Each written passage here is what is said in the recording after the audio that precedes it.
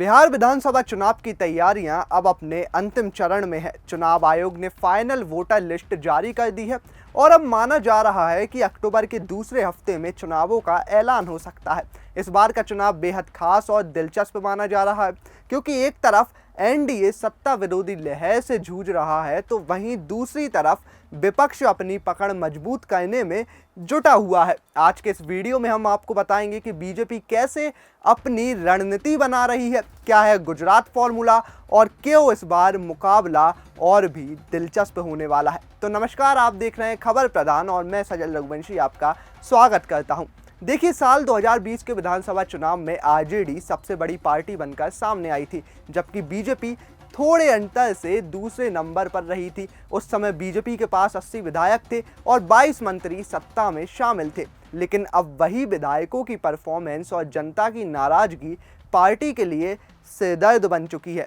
CM Nitish Kumar लगातार 5वीं बार सत्ता में वापसी की उम्मीद कर रहे हैं और इस बार भी एनडीए का नेतृत्व उन्हीं के हाथ में है, लेकिन बीजेपी अपने स्तर पर सत्ता विरोधी लहर को कमजोर करने और नई रणनीति अपनाने की कोशिश में लगी हुई है।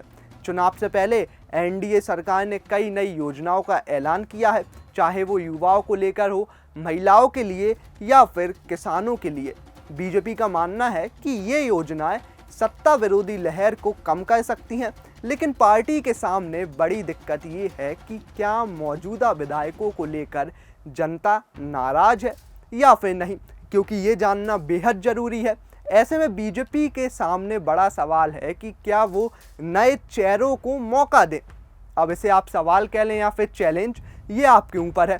कुछ जानकारों की माने तो हाल ही में बीजेपी की कोर कमेटी की बैठक हुई थी, जिसमें टिकट बंटवारे पर चर्चा हुई। यहाँ बात उठी गुजरात फॉर्मूले की। जी हाँ, गुजरात फॉर्मूला अगर आपको याद नहीं हो तो मैं याद दिला देता हूँ। दरअसल गुजरात में साल 2022 में बीजेपी ने पूरा मंत्रिमंडल बदल दिया था और कई वरिष्ठ विधायकों के टिकट काट दिए थे।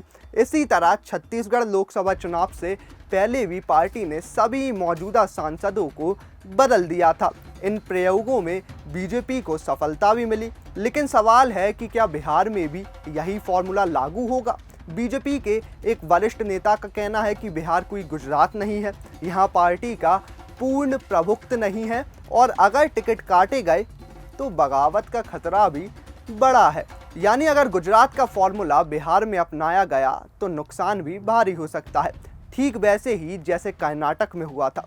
चलिए अब बात करते हैं सीट शेयरिंग की। इस बार बीजेपी 101 से 104 सीटों पर चुनाव लड़ना चाहती है, यानी पार्टी पर दबाव है कि वो अपने मौजूदा विधायकों को हटाते हुए भी कई नए चेहरों को उतारे। वहीं जेडीयू की स्थिति अलग है। नीतीश कुमार की पार्टी के पास 45 विधायक हैं और वो बिना किसी हंगामे के अपने आधे उम्मीदवार बदल सकती है। यही कारण है कि सीट शेयरिंग को लेकर जेडीयू इस बार सख्त सौदेबाजी कर रही है और इसका फायदा भी उठा रही है। अब इन सब के बीच बीजेपी के सामने सबसे बड़ी चुनौती है एक नया नैरेटिव सेट करना।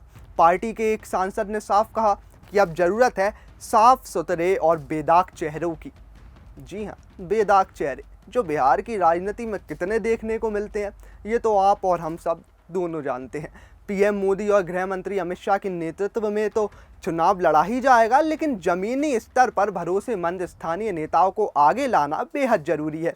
यानी इस बार का चुनाव सत्ता विरोधी लहर बनाम नई योजनाओं का होगा और इसी के इर्द गिर्द बीजेपी और एनडीए अपनी रणनीति बुन रहे हैं। अब बिहार में होने वाले विधानसभा चुनाव का खेल इस बार और भी दिलचस्प होने वाला है। बीजेपी और जेडीयू के बीच सीटों का तालमेल, उम्मीदवारों का चयन और जनता की प्रतिक्रिया, ये सब तय करेंगे कि सत्ता की कुर्सी पर कौन बैठेगा। वीडियो अच्छा लगा हो तो लाइक कीजिए, शेयर कीजिए और कमेंट बॉक्स में हमें जरूर बताइए।